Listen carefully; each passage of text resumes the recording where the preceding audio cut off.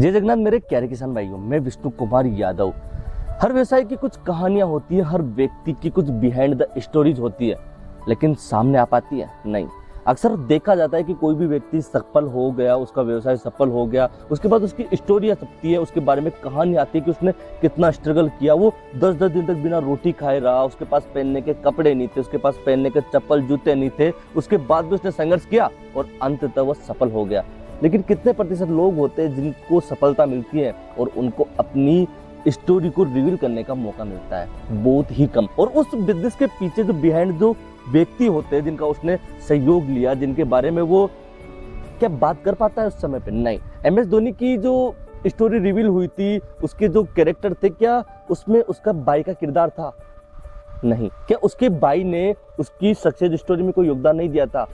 दिया होगा। लेकिन जरूरी नहीं है कि अगर कोई व्यक्ति कोई व्यवसाय सफल होता है उसके बाद उसके पीछे जो बिहाइंड द लोग होते हैं, जो व्यक्ति होते हैं, उनके बारे में व्यक्ति बात करते हैं, नहीं करते। वर्मी कंपोस्ट के बिजनेस को आज मुझे 3 साल हो गए। आज मैं उस स्टेज पर हूँ जहाँ पर आपके सामने बैठकर अपने अनुभव साझा कर सकता हूँ, अपनी कमाई बता सकता हूँ, अपने आसपास के एनवायरनमेंट को दिखा सकता हूँ। क्यों? क्योंकि मुझे लगता है कि मुझे इसमें शर्म नहीं आएगी। मैं सक्षम हूँ। क्या मैं उस समय इस चीज को, इस जर्नी को स्टार्ट कर सकता था जब मेरे पास कुछ भी नहीं था? नहीं। क्योंकि उस समय आप नहीं देखते, क्योंकि लोग अक्सर उसी चीज को देखना पसंद करते हैं जब उन्हें लगता है कि जो नींव होती है वो बढ़ चुकी है और उस नींव को बढ़ने में कितनी मेहनत थी। मैं आपको एक कैमरा एंगल को हल्का सा शो करना चाहूंगा, वहां पे जो 2 व्यक्ति काम कर रहे हैं।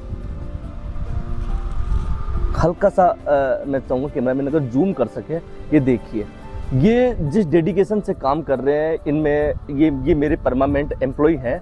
तो क्या अगर मेरा एक बिजनेस सक्सेस रेशो में है तो क्या इनकी स्टोरी सामने लाना जरूरी नहीं है? क्या इनका कितना योगदान था? हाँ, ये जो काम कर रहे हैं उसके बदले में मैं इनको पे कर रहा हूँ, पर क्या अगर ये उस शिद्दत से उस मेहनत को नहीं करते तो क्या मैं इस एम्पायर को आज खड़ा कर पाता? नहीं कर पाता। लेकिन यहाँ पर डेडिकेशन दोनों साइड से होना चाहिए।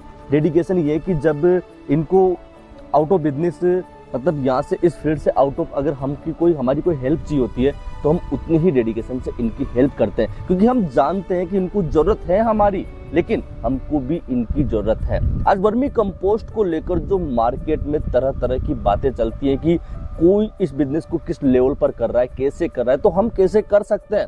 जो मैंने 0 to 365 दिन की मेरी जर्नी स्टार्ट की है, उसी से रिलेटेड ये आज लॉन्ग वीडियो है कि मैं इसमें क्या दिखाऊंगा। मैं आपको जो मेरा पुराना स्ट्रगल है वो नहीं दिखाऊंगा। इस बिजनेस को सेटअप करने के बाद अब इसको हाई पर कैसे ले जाना है और इससे आप क्या सीख सकते हो, क्या हमारी कमियां थी, क्या हमारा डेडिकेशन है हमारे एम्प्लॉय के प्रति, हम दोनों जो पार्टनर है हमारी क्या बॉन्डिंग है, इसी को मैं आप लोगों को सामने रखना चाहता हूं। और वर्मी कंपोस्ट बिजनेस को, आप वर्मी कंपोस्ट बिजनेस छोड़िए, एक बिजनेस को किस प्रकार ऊंचाइयों पर ले जाया जा सकता है बिना किसी हाई लेवल मैनेजमेंट के, बिना किसी हाई लेवल इन्वेस्टमेंट के और बिना किसी हाई लेवल तामझाम के सहयोग के, एक बिजनेस को कैसे हाई लेवल पर ले जाया जा सकता है। जो एक मिडिल क्लास की, जो एक नॉर्मल फैमिली में बच्चा पैदा हुआ है, जिसके सपने हाई है, उसके पास वेल सेटल्ड एम्पायर नहीं है, तो क्या वो भी एक वेल सेटल्ड बिजनेस कर सकता है? हाँ, कर सकता है। बस उसको सही वे मिलना चाहिए, सही रास्ता मिलना चाहिए और सही लोग मिलना चाहिए। और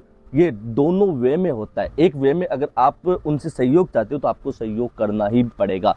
तो दोस्तों, जुड़िए आप एग्रीकल्चर बाबा हेल्प डेस्क से। मैं इस जर्नी को उस लेवल पर लेके जाऊंगा कि इससे मुझे भी उतना ही सहयोग मिलेगा जितना आपको सीखने को मिलेगा। जय श्री राम।